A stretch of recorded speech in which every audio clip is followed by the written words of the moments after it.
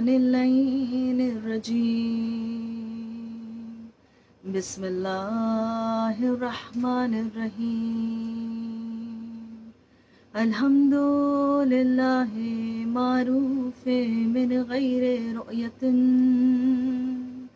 والخالق من غیر رویت الذی لم یزل قائما دائما اذ لا سماء ذات ابراج ولا لیل داج ولا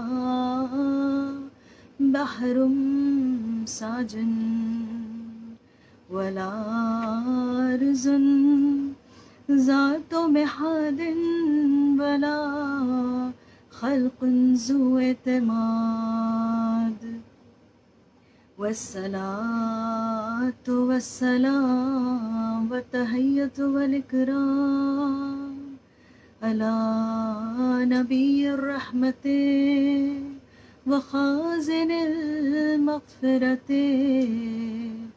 وقائد الخير والبركة ومنقذ العباد من الهلكة سيدنا ومولانا بالقاسم محمد صلوات اللهم صل على محمد وآل محمد وأجل فرجهم وأهل بيته الطيبين الطاهرين المعصومين المظلومين المنتجبين المنتخبين الذين أذهب الله عنهم الرجس وطهرهم تطهيرا صلوات اللهم صل على محمد وآل محمد وأجل فرجهم أما بعد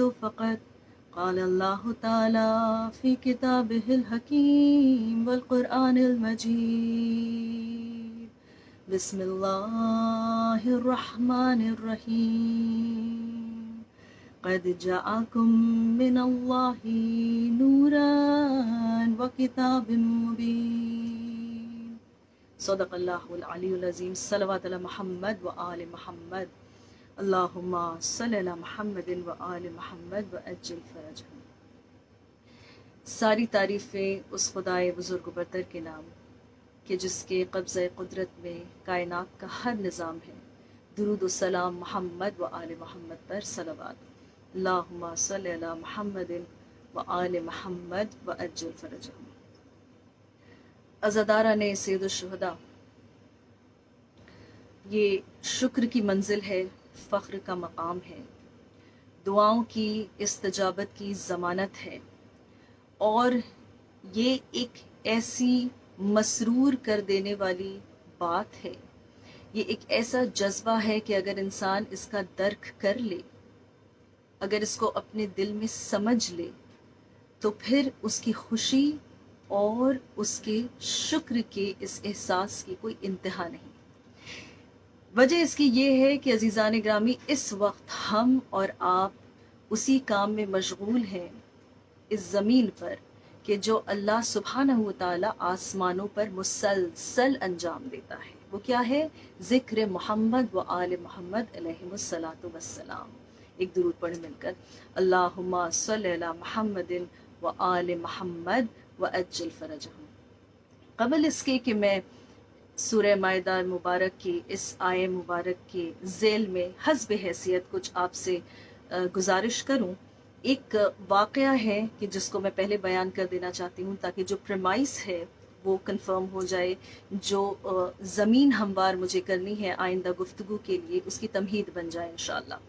اور امید ہے کہ میری آواز بالکل کلیئر ہے، ابھی تک الحمدللہ کوئی نیٹ ورک کے گلچز نہیں ہوئے ہیں، اور امید ہے کہ نہیں ہوں گے۔ آپ سب کی توجہات کی اور ان محبتوں کی ممنون ہوں۔ بے شک یہ یوم یتیمی ہے ہم سب کے لیے، اور اس لیے ہم ایک دوسرے کے ساتھ یہاں موجود ہیں کہ ہم پرسہ دے سکیں امام زمانہ جل اللہ تعالیٰ فرجہ الشریف کو، اور پورے خاندان اہل بیت علیہ الصلوۃ والسلام کو۔ تو عزیزان گرامی، واقعہ یہ ہے کہ مدینے کے شہر میں ایک قاری بہت شہرت پایا کہ جس کی آواز کی مٹھاس اور شیرینی ایسی تھی کہ جب وہ تلاوت کرنے کو بیٹھتا تو لوگ سننے کو آتے، اور جو ایک بار اسے سن لیتا وہ اس قدر اس کے لہجے کا گردیدہ ہو جاتا کہ پھر وہ کبھی بھی اسے سنے بغیر رہ نہیں سکتا تھا۔ آہستہ آہستہ اس کی شہرت بڑھتی گئی، حتیٰ یہ کہ یہ بات آتے آتے جناب قمبر کے کانوں میں پڑی۔ کون قمبر؟ کہ جو غلام علی ہونے کا تمغہ فخر اپنے سینے پر سجائے جنت کے کسی قصر میں اس وقت بیٹھے ہیں۔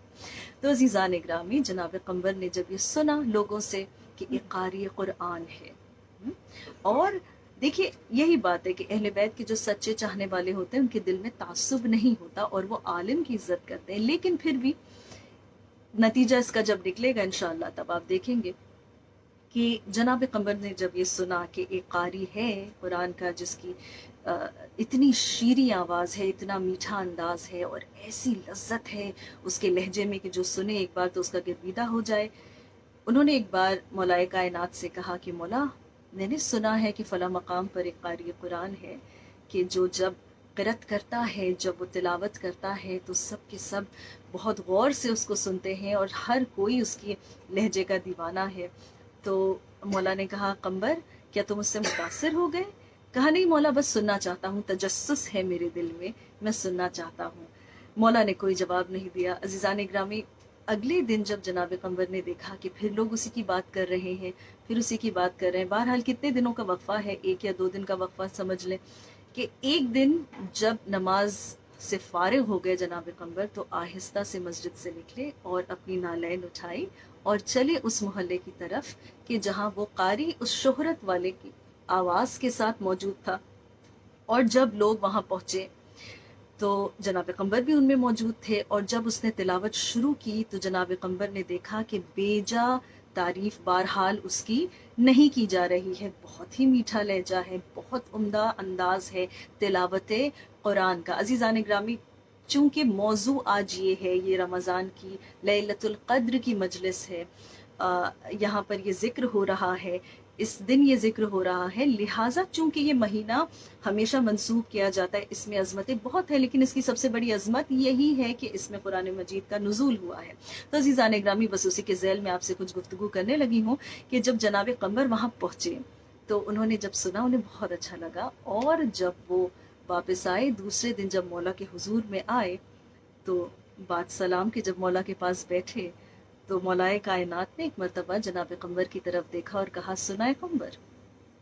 جناب قمبر کہنے لگے، جی مولا، اس لیے آپ کو نہیں بتایا، اس لیے آپ سے بیان نہیں کیا کیونکہ آپ مشغول تھے لوگوں کے سوالات کے جوابات دینے میں، آپ مخاطب تھے لوگوں سے، اس لیے میں آہستہ سے چلا گیا مولا، ہرگز ہرگز آپ کی اہانت کا ارادہ میرا نہیں تھا۔ مولا نے کہا، میں جانتا ہوں قمبر، تمہارا ایسا کوئی ارادہ نہیں تھا، تمہارا تجسس تمہیں کھینچ کر وہاں لے گیا۔ یہ بتاؤ قمبر کی اس کی آواز کیسی ہے؟ کہا مولا، بہت شیرنی آواز میں ہے اور بہت ہی زیادہ لذت ہے اس کے لہجے میں۔ جب وہ قرآن کی تلاوت کرنے لگا میرے رونگٹے کھڑے ہو گئے سن کر۔ پھر میرے مولا نے ایک عجب جملہ ادا کیا، میرے مولا نے سر کو جھکایا، پھر اٹھا کر کہتے ہیں کہ قمبر، جانتے ہو قیامت کے روز جب یہ فیصلہ کیا جائے گا کہ اللہ کے کلام کو کس نے کتنی خوبصورتی اور کتنی صداقت سے ادا کیا، تو اس وقت اس کی آواز پر پھٹکار برس رہی ہوگی۔ جناب قمبر چونک گئے، کہا مولا ایسا کیوں؟ میرے مولا نے ارشاد فرمایا، قربان جاؤں میں، قربان جاؤں، ہماری خوش بختی ہے کہ ہمارا ایسا رہبر ہے، کہ ہمارا ایسا امام ہے۔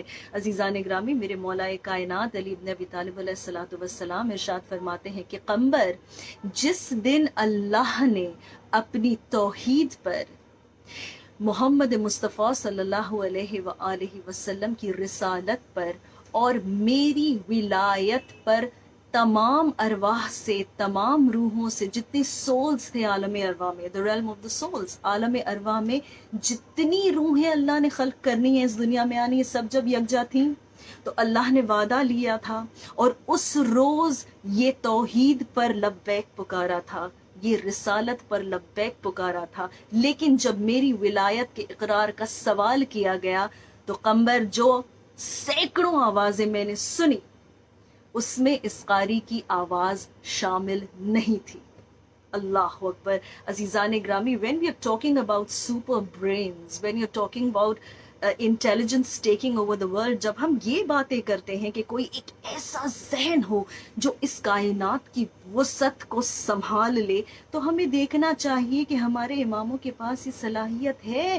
میرا مولا کہتا ہے کہ جب میں نے وہ آوازیں سنی، نہ صرف یہ کہ سنی بلکہ پہچانی اور یاد رکھی، اور میرے مولا نے کیا کہا کہ اسے بھلے حفظ ہو، بھلے یہ قرأت بہت بہترین کرتا ہو، بھلے اس کی شہرت اس دنیا میں اس وجہ سے ہو کہ یہ قاری قرآن ہے، لیکن یاد رکھنا قمبر کہ میدان محشر میں اس پر پھٹکار برسے گی، اللہ کبھی اس کے اس عمل کو قبول نہیں کرے گا، کیونکہ اس کے دل میں میری ولایت کا سرور نہیں ہے۔ ایک درود پڑھیں مل کر، اللہم صلی علی محمد و آل محمد و اجل فرجہم۔ تو عزیزان محترم، اب جب کہ یہ تمہید باندھنے میں الحمدللہ کامیاب ہو گئی ہوں، آپ کی توجہات کی ممنون ہوں، اور امید ہے کہ جتنا وقت مجھے الاٹ کیا گیا ہے اس میں انشاءاللہ اس ذکر کو میں مکمل کر لوں گی۔ جس آئے مبارکہ سے میں نے آج شروع کیا اپنا بیان، کہ جو سورہ مائدہ کی 15ویں آیت ہے، کہ جس میں پروردگار کہہ رہا ہے قد جاءکم من اللہ نورا و کتاب مبین، ٹھیک ہے، کہ اللہ کی طرف سے تمہارے پاس بھیجا گیا ہے، کیا بھیجا گیا ہے؟ ایک کتاب ارسال کی گئی ہے، بھیجی گئی ہے، اور اس کے ساتھ کیا ہے؟ نوراً و کتاب مبین۔ اب آپ دیکھیے کہ ترتیب کیا ہے آیت کی، پہلے نور کا ذکر ہے، پھر کتاب کا ذکر ہے، پہلے نور کا ذکر ہے، پھر کتاب کا ذکر ہے، درمیان میں یہ جو و آتا ہے نورم و کتاب مبین، یعنی یہ دو الگ چیزیں ہیں جن کو اللہ نے ایک مجاز ہونے کی وجہ سے ایک ساتھ رکھا ہے۔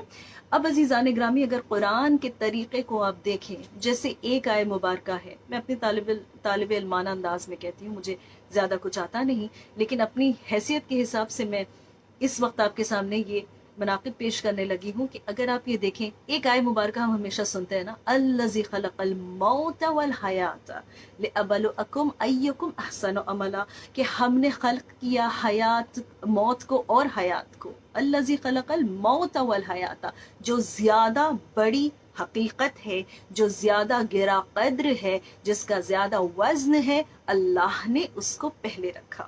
یہاں کیا ہے؟ قد جاءکم من اللہ نورا و کتاب مبین، پہلے کیا بھیجا تمہارے پاس؟ نور بھیجا ہے، نور بھیجا ہے، اور اس کے بعد کتاب مبین کا ذکر ہے۔ عزیزان اکرامی، ابھی میں نے آپ کے سامنے عرض کیا کہ یہ مہینہ اس بات سے ایسوسیٹ کیا جاتا ہے کہ اس میں قرآن مجید کا نزول ہوا ہے، لہٰذا ہرگز کسی بھی مسلمان کی یہ جرت نہیں ہونی چاہیے کبھی بھی کہ وہ معاذ اللہ نعوذ باللہ قرآن مجید کی عظمت کو کم کرے۔ لیکن عزیزان گرامی، ہم کیا کریں کہ جب وہی قرآن پکار کر یہ کہہ رہا ہے قد جاءکم من اللہ نوراً و کتاب مبین، کہ ہم نے کتاب کے پہلے نور کا ذکر کیا ہے، اور نور زیادہ گرا قدر ہے۔ اب سمجھنا یہ ہے کہ یہ نور کیا ہے، سمجھنا ہمیں یہ ہے کہ یہ نور کون سا نور ہے، یہ کس بات کا ذکر ہے۔ سورہ مبارکہ نور میں پروردگار کہتا ہے اللہ نور السماوات والارض، اللہ کیا ہے؟ سماوات اور ارض میں، یعنی زمینوں اور آسمانوں میں، یہاں پلورالٹی ہے، ٹھیک ہے۔ آپ ایک چیز دیکھیں، بس اب اللہ نہ کرے کہ میں ڈائیگریس کروں، میں چاہوں گی کہ وقت میں سمیٹ لوں ان باتوں کو، لیکن جب انسان یہ سمجھنا چاہتا ہے کہ جب ہم کھڑے ہوتے ہیں نا قیام میں اور ہم کہتے ہیں الحمدللہ رب العالمین، وہ عالمین کا کانسیپٹ کتنا بڑا ہے۔ when we are trying to fathom کہ یہ کیا ہے، تو آپ دیکھیں کہ آج ہماری یہ جو چھوٹی سی کائنات ہے، یہ دنیا، وہ سولر سسٹم میں کیا حیثیت رکھتی ہے؟ اس سولر سسٹم میں ایک ہی سورج ہے اور اس کے ارد گرد گھومنے والے اتنے سارے پلانٹس ہیں، پھر اس کے علاوہ نہ جانے اس گلیکسی میں کئی لاکھ ایسے سورج ہیں، اور ان کے ارد گرد گھومنے والے کئی ایسے سیارے، نہ جانے کتنے جہان بسے ہیں، نہ جانے کتنے عالمین بسے ہوئے ہیں، اور اب تک انسان نے 50 کروڑ گلیکسیز ایسی ڈسکور کر لی ہے۔ یہ ختم نہیں ہے، کیونکہ اللہ مسلسل خلق کر رہا ہے۔ تو جب ہم یہ کہتے ہیں کہ اللہ پکار کر کہہ رہا ہے اللہ نور السماوات والارض، کہ اللہ جو ہے وہ نور ہے سماوات میں اور ارض میں، جو انسان کے لیے ایک ٹینجبل ریالٹی ہے، ہاں چھو کے دیکھ لینے والی، سمجھ لینے والی ریالٹی ہے۔ وہ کیا ہے؟ حقیقت کیا ہے؟ یہ زمین اور یہ آسمان، ٹھیک ہے؟ اس میں جو کچھ نور ہے، جو کچھ روشنی ہے، جو کچھ انرجی ہے، وہ سب کی سب اللہ کے وجود سے ملتی ہے، بے شک ملتی ہے۔ لیکن عزیزان گرامی، یہ قرآن مجید کی آیت ہمیں تب تک سمجھ میں نہیں آتی اگر وہ نہیں کہتا بڑھ کر کہ جس کی محبت میں اور جس کے صدقے میں اور جس کے طفیل میں اللہ نے ان عالمین کو خلق کیا، محمد مصطفیٰ صلی اللہ علیہ وآلہ وسلم، اللہم صلی علی محمد وآل محمد وعجل فرجہم، اگر وہ بڑھ کر یہ نہیں بتاتا اولو ما خلق اللہ نوری، اللہ نے سب سے پہلے میرے نور کو خلق کیا، سب سے قبل میرے نور کو خلق کیا، اور پھر کیا کہا؟ انا وعلی من نور واحد، اور پھر میرے نور کے ایک حصے کو الگ کر کے علی کو خلق کیا۔ تو عزیزان گرامی، سمجھ میں آ گیا یہ پروٹوکول کیا ہے نور کا؟ یہ نور کا پروٹوکول کیا ہے عزیزان گرامی؟ یہی بات ہے کہ جب اہل بیت کے در سے انسان الگ ہو جائے گا تو کبھی بھی اللہ کا کلام سمجھ میں نہیں آئے گا۔ قاری چاہے اور حافظ چاہے تو اس کو تکیہ بنا کر اپنے سر کے نیچے رکھ کر سویا کرے، اپنے پہلو میں اسے لے کر گھوما کرے، اپنے سینے سے لگا کر رکھے، اپنی آنکھوں سے لگائے، چومے حوالے قرآن مجید کی، لیکن قرآن اپنی حقیقت کبھی تب تک ظاہر نہیں کرتا جب تک آنکھوں میں ضیاء حسین کے آنسو سے نہ آئے، جب تک زبان میں شیرنی درود سے نہ آئے، جب تک دل میں حب اہل بیت کا نور نہ ہو، قرآن کبھی بھی اپنی حقیقت ظاہر نہیں کرتا۔ تو عزیزان گرامی، یہی کہہ رہا ہے اللہ، قد جاءکم من اللہ نورا و کتاب مبین، کہ ہم نے دو چیزیں بھیجی ہیں، یاد رکھنا، ایک نور ہے اور ایک کتاب مبین ہے۔ مبین جو روشن ہو، پہلے ہی بتا دیا نا کہ اس کی روشنی کی وجہ کیا ہے، اس کی روشنی کی وجہ وہ نور ہے جو اس کے ساتھ ساتھ آیا ہے۔ اگر یہ نور نہ ہو تو کبھی بھی اس کتاب کو پڑھا نہیں جا سکتا، اسے سمجھا نہیں جا سکتا۔ دیکھیے بہت سادہ سی مثال ہے، بہت ہی سمپل سا ایک ایگزامپل ہے۔ آپ جب اپنے بچوں کو پڑھانے بیٹھیں یا آپ خود کوئی کتاب پڑھنے بیٹھیں انشاءاللہ، اور یہ کتاب پڑھنے کا ہیبٹ ضرور خود اپنے میں بھی رکھیے اور اپنے بچوں میں بھی رکھیے، ٹھیک ہے؟ آج ٹھیک ہے زمانہ ہے پی ڈی ایفس کا، ہم فونز پہ کانسٹنٹلی سوائپ کرتے رہتے ہیں، ریڈ کرتے رہتے ہیں، لیکن ہوتا کیا ہے کہ وہ جو مسلسل ایک فلری رہتی ہے نا نوٹیفیکیشنز کی، they don't let you read، آپ کا کنسنٹریشن نہیں ہوتا۔ تو کتاب کو ہاتھ میں پکڑ کے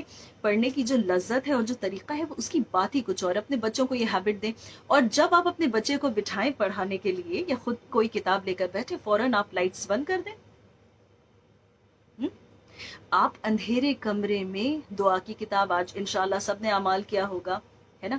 آج تلاوت کی ہوگی، آج زیارات پڑھی ہوں گی انشاءاللہ۔ تو ہم نے کیا کیا؟ کیا ہم نے کتاب کو اندھیرے میں پڑھا؟ کیا ہم نے کتاب کو اندھیرے میں پڑھا؟ کیا یہ ممکن ہے کہ انسان کسی بھی کتاب کو اندھیرے میں پڑھ لے؟ دنیا کی کوئی معمولی سے معمولی کتاب کو انسان اندھیرے میں پڑھ لے؟ نہیں پڑھ سکتا۔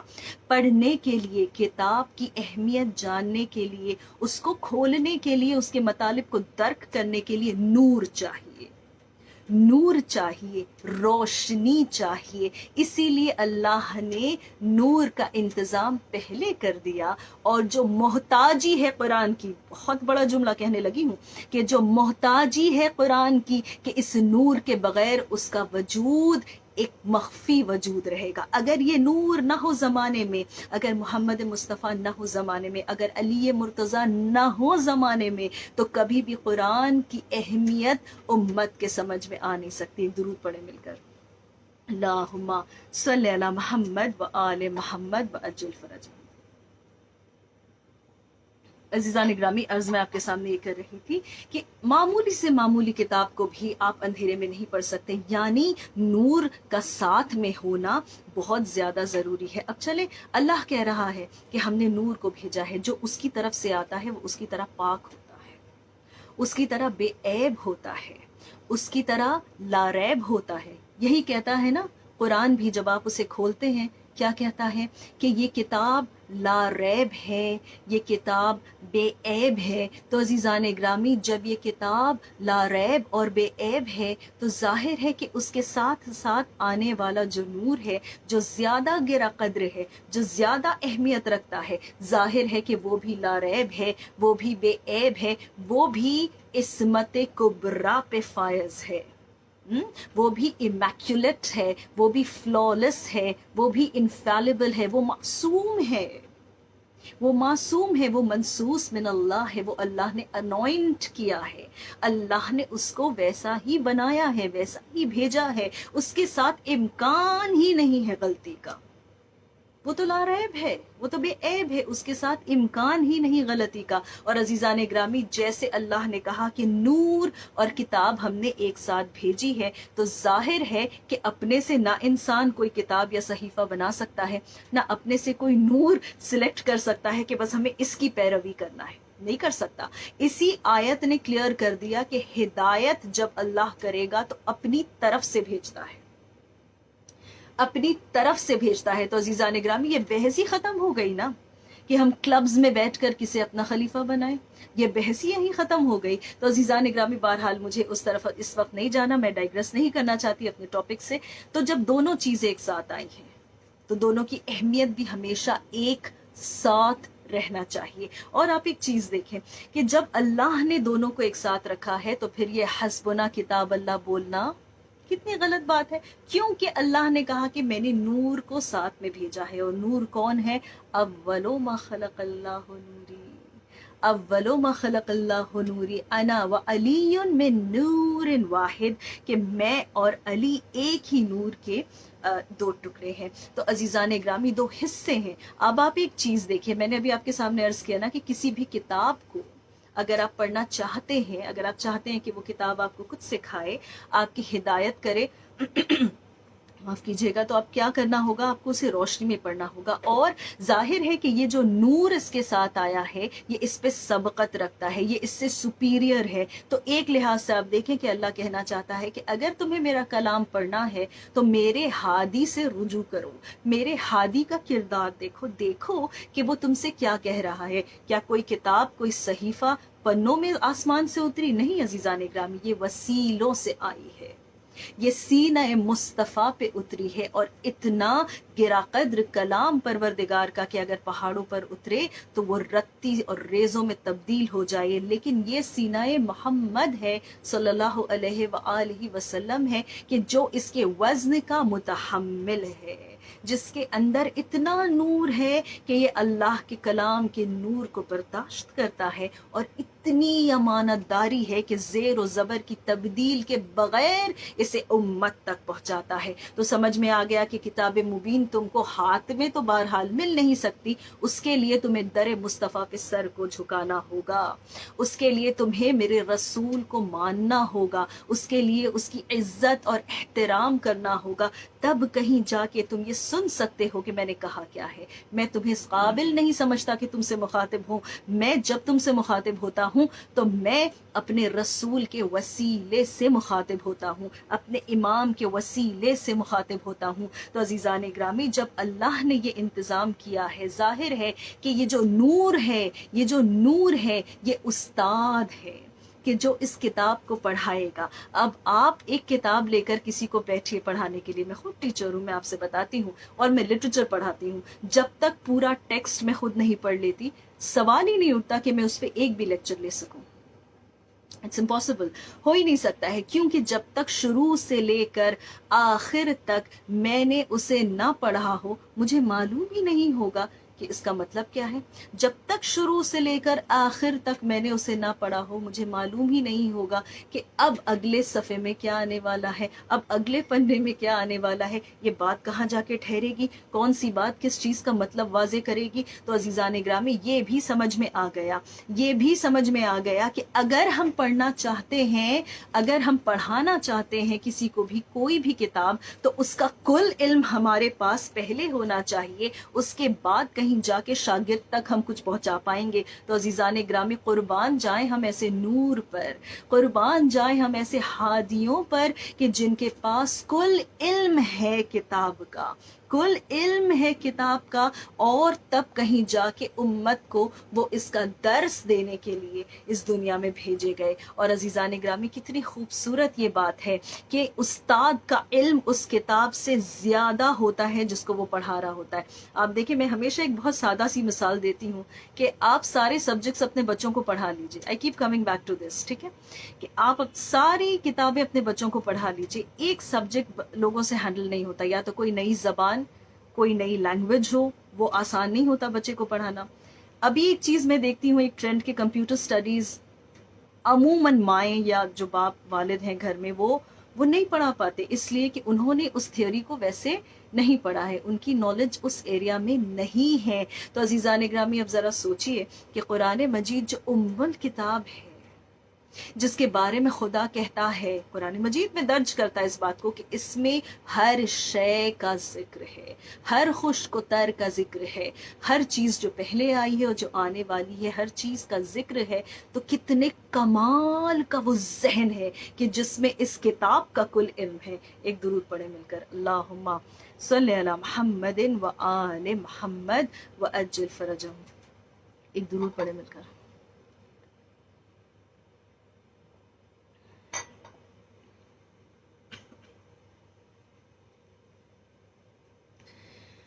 عرض میں یہ کرنے لگی عزیزان گرامی کہ مولائے کائنات علی ابن ابی طالب علیہ السلام کا ارشاد ہے, انی عالم و کل آیات, جتنی آیات ہے قرآن مجید میں سب جانتا ہوں, ٹھیک ہے. پھر میرا مولا کہتا ہے اینا نزلت, فیما نزلت, کہاں آئی, کیوں آئی, اس کا مفہوم کیا تھا. پھر میرا مولا کہتا ہے معاف کیجیے گا, فی النہار نزلت ام فی اللیل, کہ یہ رات میں آئی ہیں یا صبح میں آئی ہیں. پھر میرا مولا کہتا ہے کہ یہ انبیاء پہ بھیجی گئی ہیں یا اوصیاء پہ بھیجی گئی ہیں. ایک بہت لمبی فہرست ہے کہ جہاں میرا مولا کہتا ہے کہ یہ غار میں اتری ہیں یا پہاڑوں پر آئی ہیں, یہ جنگ کے میدان میں آئی ہیں یا یہ گھر میں آئی ہیں, یہ خوشی کے عالم میں آئی ہیں یا یہ دکھ کے عالم میں آئی ہیں, یہ سکون میں آئی ہیں یا یہ اضطراب کے دوران آئی ہیں, یہ کہاں پر آئی ہیں, مکے میں آئی ہیں یا یہ مدینے میں آئی ہیں. عزیزان اکرامی میرے مولا نے ایک بہت طویل حدیث میں یہ کہا, اور اس کے بعد میرا مولا کہتا ہے انی عالم و ظاہرہا, میں اس کا ظاہر بھی جانتا ہوں, و باطنہا, میں اس کا باطن بھی جانتا ہوں. پھر میرا مولا کہتا ہے کہ اس میں جو نقص کر دیا گیا میں اس کو بھی جانتا ہوں, جو منسوخ کیا گیا میں اس کو بھی جانتا ہوں, میں بطون سے واقف ہوں. کمال صرف یہاں تک نہیں ہے, کمال ان دو الفاظ میں ہے کہ جو میرے مولا اس حدیث, طویل حدیث کے آخر میں کہتے ہیں. کیا کہتے ہیں کہ مجھے کل آیات کا علم ہے, یہ کہاں آئیں, کیوں آئیں, کس پر آئیں, کب انبیاء پر آئیں, کب اوصیاء پر آئیں, کس حال میں آئیں, کس مقام پر آئیں, کس دور میں آئیں, کس شہر میں آئیں, کس وجہ سے آئیں, اور آئندہ ان کا کیا کام ہے. اور اس کے بعد میرا مولا کہتا ہے کا کفتی, میں جانتا ہوں ان کے ظاہر کو, باطن کو, ان میں سے جو ناسخ اور منسوخ ہیں ان کو بھی میں جانتا ہوں, اور جو ان کا بطون ہے ان کو بھی میں جانتا ہوں. اور پھر میرا مولا کہتا ہے کا کفتی, بالکل اسی طرح کہ جیسے میں اپنی ہتھیلی کو پہچانتا ہوں. کمال یہ ہے کہ میرا مولا کہتا ہے کہ جیسے میں اپنی ہتھیلی کو پہچانتا ہوں, کا کفتی, جیسے میں اپنی ہتھیلی کو پہچانتا ہوں, بالکل ویسے ہی مجھے کل آیات کا علم ہے. تو عزیزان اکرامی رک کر ایک بات کہوں گی, میں نے ابھی آپ کے سامنے عرض کیا نا کہ اللہ وسیلوں کا قائل ہے, ہر چیز کے لیے وسیلہ. دیکھیے گفتگو کر رہی ہوں میں, زبان وسیلہ ہے, آپ سن رہے ہیں کان وسیلہ ہے, دیکھ رہے ہیں آنکھ وسیلہ ہے نا, یہ جو سیل فون میں اس وقت یوز کر رہی ہوں لائیو ویڈیو کے لیے, یہ بھی ایک وسیلہ ہے یا نہیں ہے, یہ سیٹلائٹ ایک وسیلہ ہے. ہر ایک چیز وسیلہ ہے. یہ جو زبان استعمال ہو رہی ہے یہ کیا ہے؟ یہ بھی وسیلہ ہے. تو عزیزان گرامی اللہ نے وسیلوں کا محتاج کائنات کو بنا کر رکھا ہے. ایک نوالا اٹھا کر آپ اپنے ہاتھ کے بغیر اپنے منہ میں ڈال لیجئے یا اپنے دانتوں کے بغیر اسے چبا لیجئے. اللہ نے تو نوالے پر وسیلوں کا محتاج بنا رکھا ہے انسان کو. انسان سمجھے تو اس بات کو، ذرا سمجھے تو اس بات کو. تو عزیزان گرامی یہی وسیلے ہیں کہ جن سے ہمیں قرآن مجید ملتا ہے، یہی وسیلہ ہے. تو عزیزان گرامی عرض یہ آپ کے سامنے کرنے لگی ہوں کہ اللہ نے جب وسیلے بنائے، قرآن مجید پہنچانے کے وسیلے بنائے اور پھر اس کی حفاظت کے وسیلے بنائے. اور نسبتوں کا قائل ہے اللہ، ظاہر نہیں کرتا کہ محمد کا علم کیسا ہے کیونکہ وہ علم اول ہے نا. ظاہر نہیں کرتا. کیسے بتاتا ہے کہ انسان سوچے ذرا کہ علم محمد کیا ہے.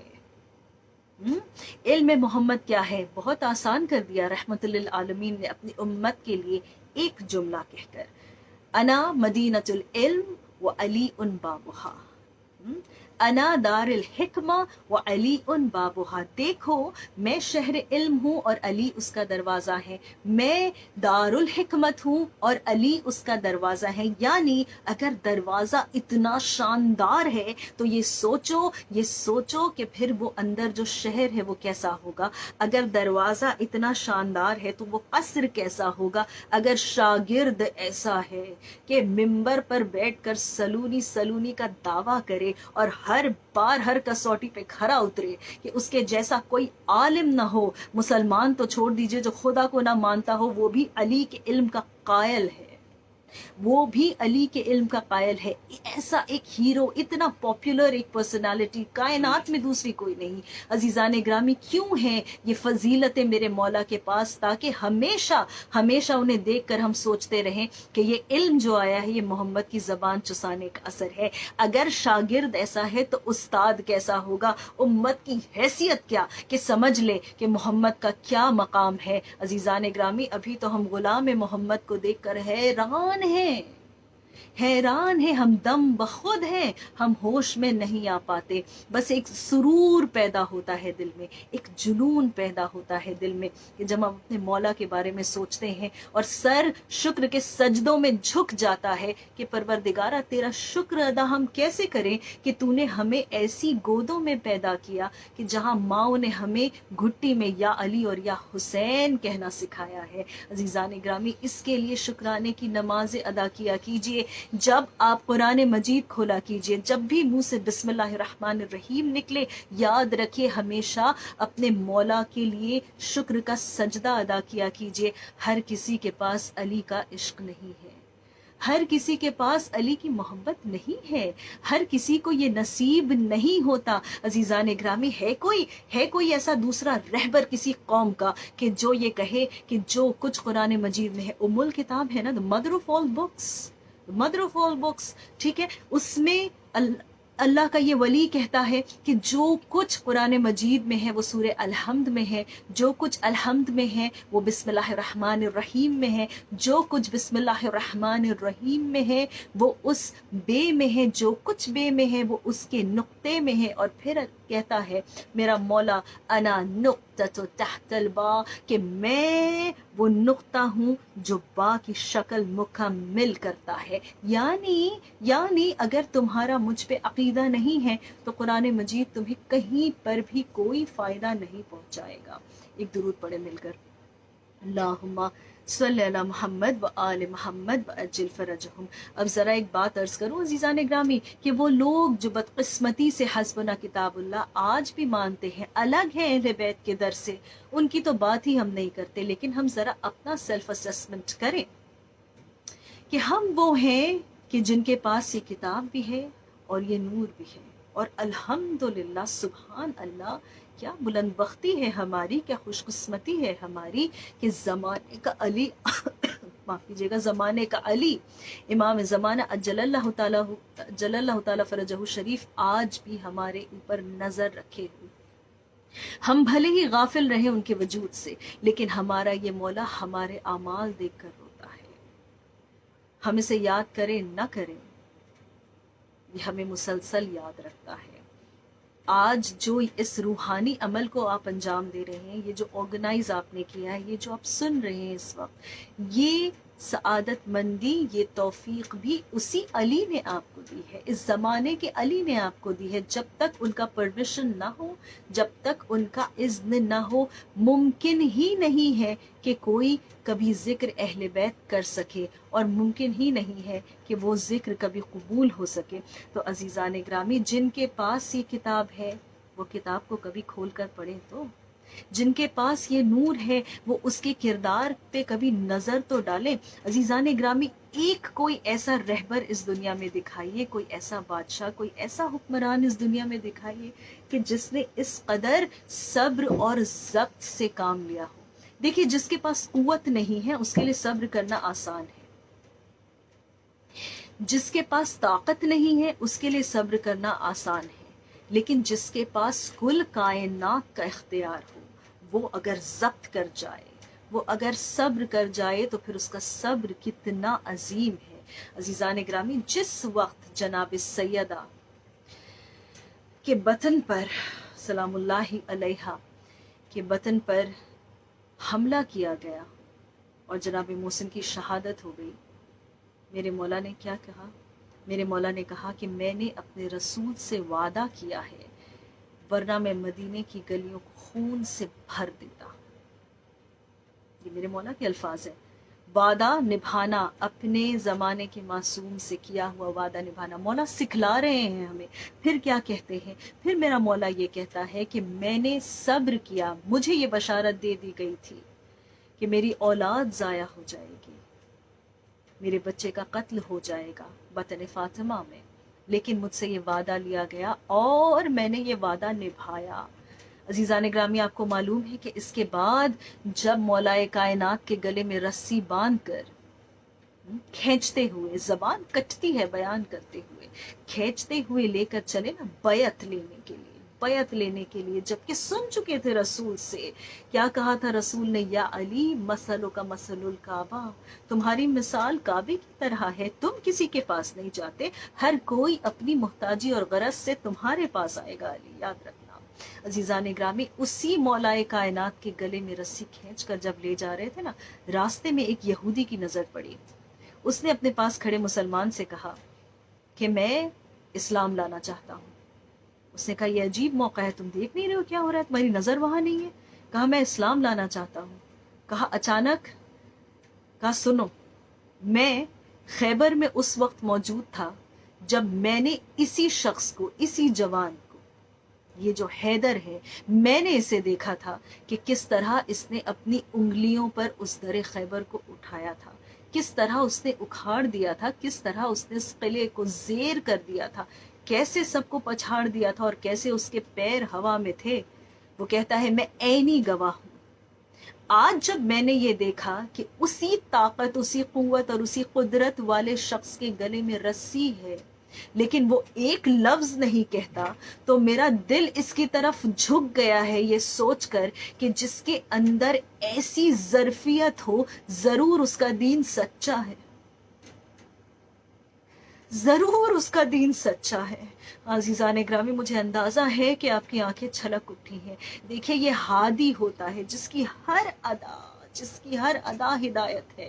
کبھی یہ نہ سوچئے گا کہ جب میرا مظلوم مولا امام حسین علیہ السلام کربلا میں کھڑے ہو کر حل میں ناصر ینصرنا کہتا ہے تو وہ مدد مانگ رہا ہے، نہیں، اسے مدد کی ضرورت نہیں ہے، وہ اپنی حجت تمام کر رہا ہے، وہ ایک موقع دے رہا ہے کہ کوئی آنا چاہتا ہے تو آ جائے، کوئی سنبھلنا چاہتا ہے تو سنبھل جائے، کوئی باطل کی طرف سے حق تک آنا چاہتا ہے تو آ جائے۔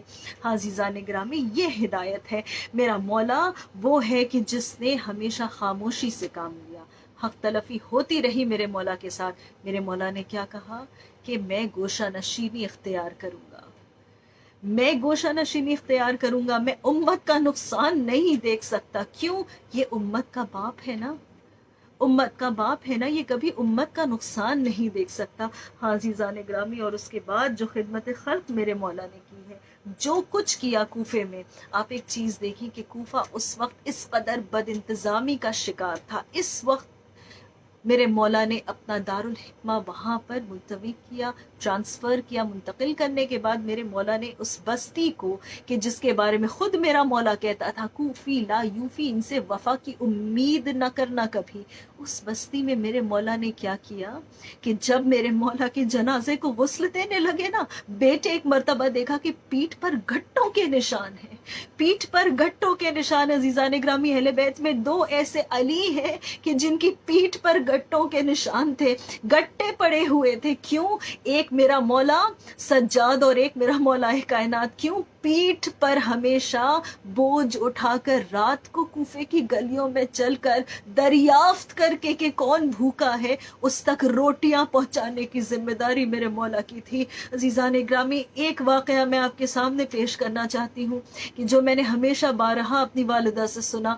عزیزان گرامی، میرا مولا جب کوفے کی گلیوں میں چل رہا ہے رات کو، کہ اپنے اعجاز امامت سے سنتا ہے کہ گھر میں چند بچے ہیں جو بلک رہے ہیں بھوک سے، میرا مولا فوراً اپنے قدموں کو اس طرف موڑتا ہے، فوراً اپنے قدموں کو اس طرف موڑتا ہے، اور جب دق الباب کرتا ہے تو اسے پتہ چلتا ہے کہ اس گھر میں ایک بیوہ ہے اور اس کے چھوٹے چھوٹے بچے ہیں۔ عزیزان گرامی، میرے مولا نے کہا کہ ان کے طعام کا کوئی انتظام ہے تمہارے پاس؟ کہتی ہے نہیں، لیکن میں نے خواہ مخواہ ایک ظرف کو چڑھا کر رکھا ہے، ایک چھوٹی سی ہانڈی ہے کہ جس میں میں نے پانی رکھا ہوا ہے تاکہ انہیں اطمینان ہو جائے کہ کھانے کا انتظام ہو رہا ہے، ہو سکتا ہے انتظار کرتے کرتے یہ سو جائے۔ عزیزان گرامی، جن کے سامنے رزق آتا ہے اس کی اہمیت کو وہ سمجھے۔ میرے مولا نے اسی لیے اپنے لیے کم ترین غذا زمانے کی رکھی، کم ترین غذا۔ ایک شخص جو میرے مولا کے پاس آیا، اس کو جب مولا نے جو کی روٹی دی تھی نا، تو مولا خود اپنے گھٹنوں پر اسے توڑ کر کھاتے تھے۔ وہ کہتا مجھ سے کھائی نہیں جائے گی اتنی سخت روٹی۔ میرے مولا نے کہا کہ فلاں مقام پر چلا جا، وہاں حسن مجتبیٰ کا دسترخوان ہے۔ دیکھیے، یہاں مجبوری نہیں ہے، یہ میرے مولا کی ہدایت کرنے کا انداز ہے۔ جب میرے مولا نے یہ سنا نا، اس بیوہ سے دل تڑپ گیا۔ میرا مولا کہتا ہے کہ میں کھانے کا انتظام کرتا ہوں، دیکھ یا تو بچوں کو بہلا لے، میں کچھ کھانے کو بنا دوں، یا میں بچوں کو بہلاتا ہوں۔ وہ کہتی ہے کہ آپ کا بڑا احسان، بس تھوڑا سا وقت لگے گا، میں کچھ انتظام ان کے لیے کرتی ہوں۔ عزیزان گرامی، میرے مولا نے روٹیاں تو پہنچا دی، کچھ دودھ کا انتظام ہے، کچھ کھجورے۔ میرے مولا کی شفقت تو دیکھیے، یہی کوفہ ہوگا، یہاں پر میرے مولا کے خاندان کے یتیم آئیں گے، ہائے کیا سلوک ہوگا ان کے ساتھ، کہ جن کے دادا نے پیٹھ پر لاد کر روٹیاں اور کھجور گھر گھر پہنچائی ہو، رات کے اندھیرے میں چہرے پر نقاب ڈال کر انہیں کوٹھوں سے لوگ روٹیاں اور کھجور صدقے میں پھینک کر دیں گے۔ اللہ اکبر، کیا امتحان ہے اہل بیت کا۔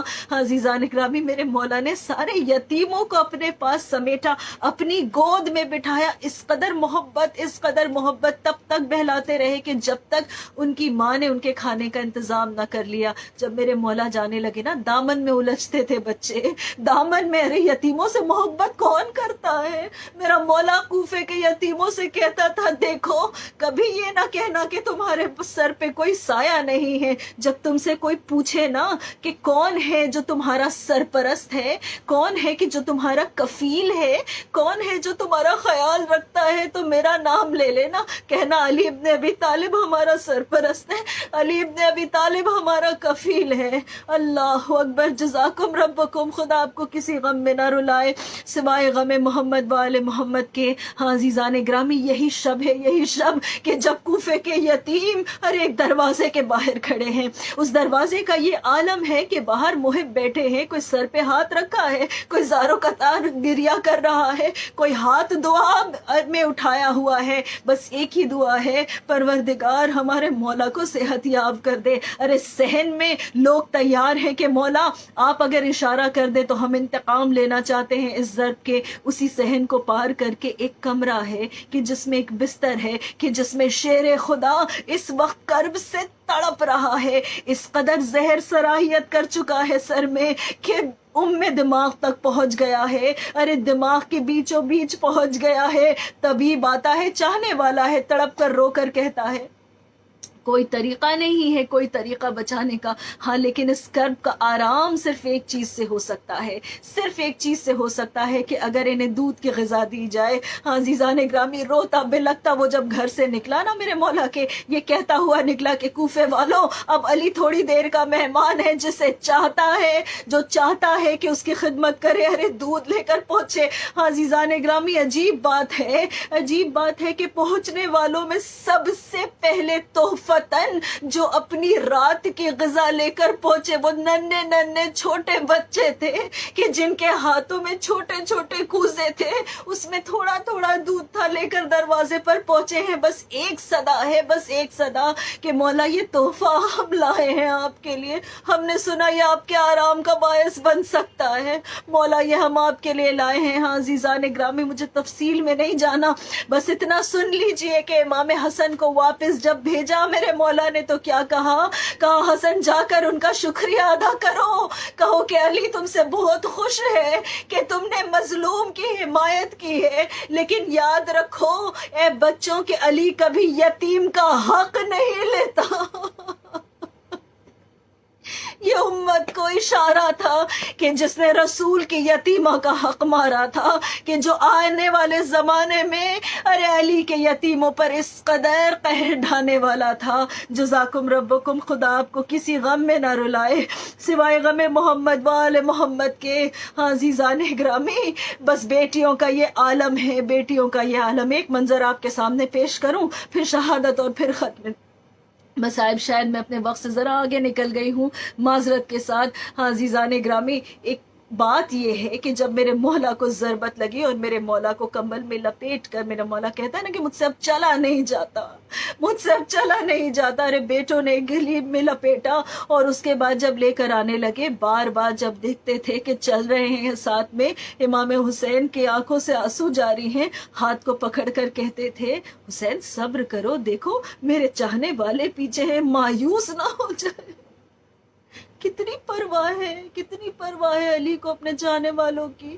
میرا مولا کہتا ہے حسن نہ رو، دیکھو محب ہیں پیچھے، شیعہ ہیں میرے، مایوس ہو جائیں گے۔ عزیزان گرامی، جو پورے راستے بیٹوں سے کہتا رہا عباس نہ رونا، اے حسن نہ رونا، اے حسین نہ رونا، اے محمد حنفی اپنے آنسوؤں کو پوچھو، میرے شیعوں کے دل نہ مایوس ہو جائیں۔ مولا بے شک تم ہی ہو جو نا امیدی سے بچا کر رکھتے ہو۔ ہاں عزیزان گرامی، ایک مرتبہ جیسے ہی گھر کے نزدیک آیا نا، میرا مولا کہنے لگا کہ دیکھو میرے اصحاب سے کہو کہ واپس چلے جائیں، اس لیے کہ میری یہ حالت دیکھ کر میری بیٹیاں بلند آواز سے گریا کریں گی۔ ایسا نہ ہو کہ زینب اور ام کلثوم کی آوازیں نہ محرموں کے کانوں میں جائے، لاکھ وہ مناتے رہے۔ امام حسن نے ان سے اصرار کیا کہ یہ مولا کا حکم ہے، ارے تڑپ کر رہ گئے چاہنے والے، مولا کا حکم تھا نا، واپس چلے گئے۔ ہاں عزیزان گرامی، کچھ دور جا کر کھڑے ہیں، رو رہے ہیں دیواروں سے سر ٹیک کر، لیکن ایک مرتبہ جب نزدیک در آیا نا، میرا مولا جب بیت الشرف کے پاس آیا، ایک مرتبہ کہتا ہے حسنین سے کہ مجھے اب اپنے قدموں پہ چلنے دو۔ کہا بابا آپ تو اس قابل نہیں ہیں اس وقت۔ کہا نہیں، تم نہیں سمجھتے ہو، اگر میری بیٹیوں نے مجھے اس حالت میں دیکھا کہ میں اپنے پیروں پہ کھڑا نہیں ہو سکتا ہوں، برداشت نہیں کر سکیں گی۔ ارے جیسے ہی میرے مولا نے قدم آگے بڑھایا، دوڑتی ہوئی زینب کبریٰ آئی، ارے فوراً آ کر باپ کے سینے پر اپنے سر کو رکھا۔ وہ علی جو بیٹوں کو تاکید کرتا رہا کہ نہ رو نہ رو نہ رو، ارے جب زینب کو دیکھا تو ایک مرتبہ میرا مولا تڑپ کر روتا ہے۔ نہ جانے 20 سال بعد 61 ہجری کا کون سا منظر میرے مولا کی آنکھوں میں گھوم گیا۔ میرا مولا شاید سوچتا ہوگا، میرا دل کہتا ہے میرا مولا سوچتا ہوگا آج تو امیر المؤمنین کی بیٹی ہے، گھر کے صحن میں سر پہ چادر ہے، تیرے بھائی زندہ ہے، تیرا بابا سلامت تیرے سامنے کھڑا ہے، لیکن اے زینب یہی کوفہ ہوگا کہ تو بطور قیدی لائی جائے گی، تیرے ہاتھ پسے پشت بندے ہوں گے، جزاکم ربکم، سر پر ردا نہ ہوگی۔ خدا آپ کو کسی غم میں نہ رلائے سوائے غم محمد وآل محمد کے۔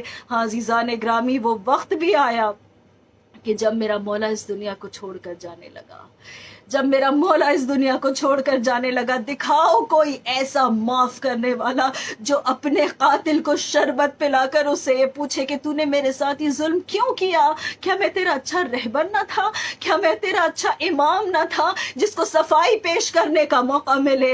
अज़ीज़ान ग्रामी, सिवाय मौलाए कायनात के और कोई नहीं हो सकता। हम कैसे बताएं कि आज हमें किस गम का एहसास हो रहा है कि वो जो हल्लाल मुश्किल कायनात है, वो जो हमारी हर छोटी बड़ी मुश्किल में हमारी पुश्त पनाही करता है, हमें सहारा देता है, दिल पर हाथ रख देता है तो सब्र आ जाता है, अरे पीठ पर हाथ रख देता है तो हिम्मत आ जाती है। एक उसका नाम है जो गिरने से रोक लेता है, एक उसका नाम है जो गुनाह से रोक लेता है। अज़ीज़ान ग्रामी, आज वो मौला रुखसत हो रहा है। कैसी यतीमी है ना, कैसी बर्बादी है, कैसी गुर्बत तारी होने वाली है।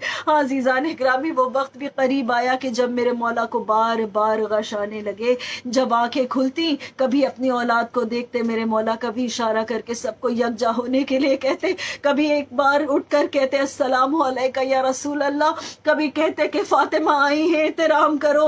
अज़ीज़ान ग्रामी, आहिस्ता आहिस्ता पूरा खानवादा आमादा है कि बस अब किसी भी पल रहलत हो सकती है शेर खुदा की कि मेरे मौला ने इमाम हसन को बुलाया। अरे अपनी तमाम औलादों के अज़वाज के हाथ लेकर इमाम हसन के हाथ में रखे और फिर कहा कि होशियार रहना, हसन तुम्हारा सरदार है। इमाम हसन से कहा कि देखो, इसके लिए तुम जिम्मेदार हो, तुम इसके कफील हो। बहुत वसीयतें मौला ने की हैं, लेकिन एक बात जो पहली मेरे मौला ने की वो क्या कि तक़वा इख्तियार करना और अपने अखलाक को दुरुस्त रखना। अज़ीज़ान ग्रामी, एक मरतबा मेरे मौला ने क्या देखा कि जनाब उम्मुल बनीन की आंखों से बेतहाशा आंसू जारी हैं।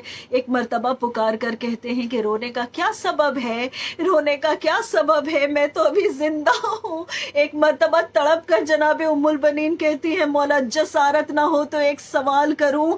मेरा मौला कहता है, क्या सवाल है? कहा, आपने एक एक का हाथ लेकर हसन के हाथ में रखा। मौला, क्या मेरे अब्बास से कोई गुस्ताखी हो गई? कहा, नहीं उम्मुल बनीन, मैं इस वक्त तैयार हूँ कि अब्बास को मैं सुपुर्द करूँ। लेकिन एक मर्तबा पुकार कर कहा, या अबा अब्दुल्लाह, मेरे पास आ जाओ। अरे जैसे ही इमाम हुसैन पहुंचे, फौरन इमाम हुसैन का हाथ लिया, मौला अब्बास का हाथ उनके हाथ में रखा, कहा कि सब हसन के हवाले हैं लेकिन अब्बास तुम्हारे हवाले है। ए हुसैन, करबला में मेरा ये लाल तुम्हारे काम आएगा, ये तुम्हारा गुलाम है। फिर पलट कर एक अजब जुमला मेरे मौला ने अपने लाल अब्बास से कहा, अब्बास, मैंने तुझे अपनी दुआओं में मांगा है, याद रखना जब तक तुझ में दम हो। अरे ज़हरा के लाल से होशियार रहना। अज़ीज़ान ग्रामी, बस मजलिस तमाम मैंने की, आखिरी लहजात है मेरे मौला के। अरे वो वक्त भी आया जब आंखें बंद हो गई हैं अल्लाह की। अरे तैयारी की गई जनाजे की, मौला की वसीयत के मुताबिक नजफ की तरफ जब लेकर चले ना जनाजे को, पीछे हसनैन है, आगे जिब्रील और मिकाइल है। शान से मेरे मौला का जनाजा जा रहा है नजफ की तरफ। जब नजफ के नजदीक पहुंचे उस मकाम पर कि जहां मेरे मौला की कब्र अथर बननी थी, अरे एक मर्तबा खुद ब खुद जनाजा उस तरफ झुक गया। अरे नहीं जानती मैं कि किस तरह बेटों ने दफनाया होगा अपने बाबा को, लेकिन जब वापस आने लगे ना दफन करके, अरे एक नशेब से किसी की बड़ी बहुत ज्यादा तकलीफ दे आवाज रोने की आने लगी। करीम है ना ये, दौड़कर उसके पास पहुंचे। क्या देखते हैं कि एक नाबीना माजूर बैठा हुआ है कि जो देख नहीं सकता, जिसके हाथ पैर उसके इख्तियार में नहीं है, जिसके मुंह पर भी कोई इख्तियार नहीं है। अरे उसके चेहरे पर एक अजब आलम है, उसके बदन में दीगर जगहों पर जख्म है। अरे मक्खियां भिन भिना रही हैं, बेतहाशा रोता है, बेतहाशा। बस दुआओं में हाथ को उठाता है और कहता है, परवरदिगारा, मेरे मोहसिन को मेरे पास भेज दे, मेरे गमख्वार को मेरे पास भेज दे, मेरे कफील को मेरे पास भेज दे। अरे इमाम हसन उसके पास बैठे, कहते हैं کہ میرے بھائی تو بڑا مضطرب ہے، کیا بات ہے بتا تو. کہا 3 دن سے میرے پاس وہ نہیں آیا جو روزانہ آیا کرتا تھا، 3 شبوں سے میں اس کا انتظار کر رہا ہوں. کہا کون آتا تھا؟ کہا ایک شخص آتا تھا جو مجھے اپنے ہاتھ سے کھانا کھلاتا تھا، ایک شخص آتا تھا جو میرے زخموں کو صاف کرتا تھا، مجھے پانی پلاتا تھا. جب میرا دل بھر آتا تھا اور میں اس سے پوچھتا تھا کہ تو کون ہے، تو وہ مجھ سے یہی کہتا تھا کہ اللہ کا ایک غریب بندہ دوسرے غریب بندے کے پاس بیٹھا ہے، ایک بھائی دوسرے بھائی کے پاس بیٹھا ہے. اللہ اکبر. ہاں عزیزان گرامی کہتا ہے وہ تڑپ کر 3 شبیں ہو گئی، میرا وہ محسن نہیں آتا. ایک مرتبہ رو کر امام حسن کہتے ہیں کہ اب وہ کبھی نہیں آئے گا بھائی، صبر کر لے، اس لیے کہ وہ امیر المؤمنین شیر خدا اب اس دنیا میں نہیں. جو ہی یہ سنا، ارے حسنین گواہ ہیں اس کے، ایک مرتبہ ہاتھ کو اٹھا کر کہتا ہے پروردگارا جب ہمارا محسن اس دنیا میں نہیں تو تو مجھے بھی اٹھا لے. ابھی اس نے یہ کہا تھا کہ اس کی روح پرواز کر گئی. ارے حسنین نے اس پر گریہ کیا. الا لعنت اللہ علی قوم الظالمین وسیعلم الذین ظلموا ای منقلب ینقلبون. پروردگار تجھے واسطہ ہے محمد وآل محمد کا کہ ہماری اس مختصر سی مجلس اعزا کو اپنی بارگاہ میں شرف قبولیت عطا فرما، ہمارے اور ہمارے مرحومین کے تمام گناہان کبیرہ اور صغیرہ کو بخش دے. بطفیل محمد وآل محمد، بالخصوص بحق علی ابن ابی طالب ہم سب کو اس وبا سے نجات دلا دے. پروردگار اس دنیا میں اور آخرت میں ہم سب کو شفاعت اور عافیت نصیب ہو بطفیل علی ابن ابی طالب علیہ السلام. ہم سب کو اس عادت سے نواز کہ ہم سب حج و زیارت کر سکیں. پروردگارہ ہم سب کو امام زمانہ کے ظہور کو دیکھنا نصیب کر، امام زمانہ کے ظہور میں تاجیل فرما. ربنا تقبل منا انک انت السمیع العلیم. معتم علی.